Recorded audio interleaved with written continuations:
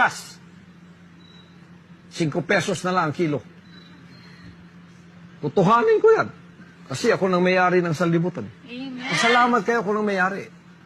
Ganyan ang gagawin ko. Reduce the price of rice by up to 7 pesos per kilo and lower inflation significantly. Kasama natin ang live na live si Agriculture Secretary Manny Piñol at ngayon ay actually kanina ay nagsaing na kami noong bigas na meron ngang bukbok para sagutin nga ni Sec yung mga issue tungkol dyan sa bigas at live natin siya makakasama, Attorney Reggie.